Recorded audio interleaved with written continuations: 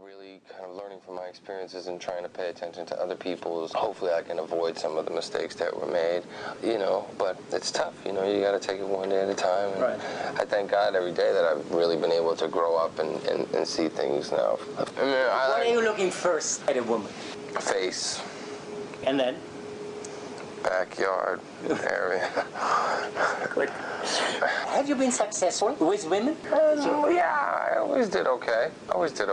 You know. But I'm extremely lucky. I have a beautiful woman in my life who's really got her head on her shoulders and is taking, you know, all the steps to do all the right things, which is so much more important than anything else.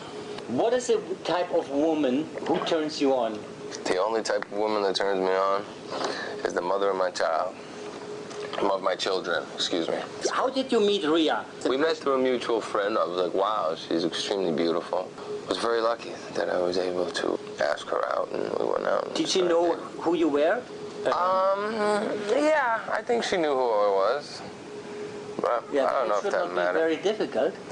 Well, it depends. It can be. But you had no problems. We worked it out. Yeah, it's okay. Ria appeared in the famous Pirelli calendar. Yeah, I'm comfortable with her doing her thing. I encourage her to do what she does, you know.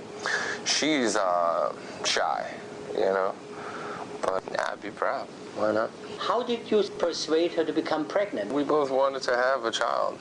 Yeah, a lot of models don't necessarily want to have a child. And well, she's more focused on family than work, you know. She's very family oriented. So do you remember September 2, 2003?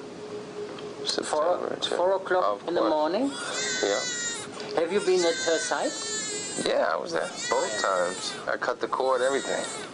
I didn't spend all the time standing there watching. I was off to the side, but you know, when it's happening, it's happening. When can we send the wedding crashers? We'll have to figure out. We're trying to work that out now. We'll actually be seeing Father Flavin when we get home to have a discussion with him about some stuff. What do you share most with your future wife? We like a lot of the same things. Movies, television. We like television, movies. We have a lot of the same interests. The only thing that we don't share, but that she wants to try, is golf. Yeah. I'm an avid golfer, and she wants to try. So I got her some clubs and set her up with some lessons and see how it goes. And you are an experienced golfer? Yeah. What is your handicap? 7. You dropped out of high school? Yes. In the age of 14? Yeah. Do you regret it in a way? Definitely. Yeah, certainly, you know. For a number of reasons.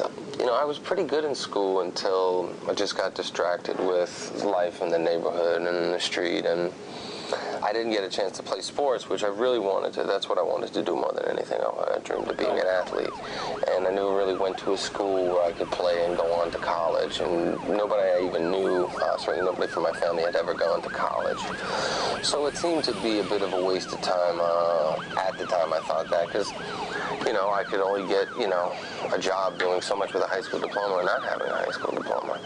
But, you know, then getting in trouble and going to jail for a little while and all kind of. 50 days. Yeah. Yeah. It's not bad. Considering the amounts of time that I know friends have spent in jail or are spending in jail, 50 days is not as long now as I thought it was. Everything about it was bad. You know, there's a certain level of fear, you know, being 17 in an adult prison. Certainly the youngest and probably the smallest guy in there. But, you know, I had been spending a lot of time up to that point taking care of myself on the street, and so, you know, but I certainly did not want to have that experience again, and I've dreamt about it. You know, I still have nightmares sometimes. It's like I'm getting chased, or we did something stupid, or I'm being accused of something that I didn't do. You know, it's frustrating at times, but at times it's a good reminder, you know. Yeah. Or at least it was when I was still at that age, because when I got out of jail, I had a hard time staying out of trouble, only because it was tough in the neighborhood, and once you're not doing what everybody else is doing, then you're a bit of a target. Yeah, you're a bit of a target. So I try to really just do the right thing, and then once I started to get successful, I was out of that element and into another element where, you know, I still had that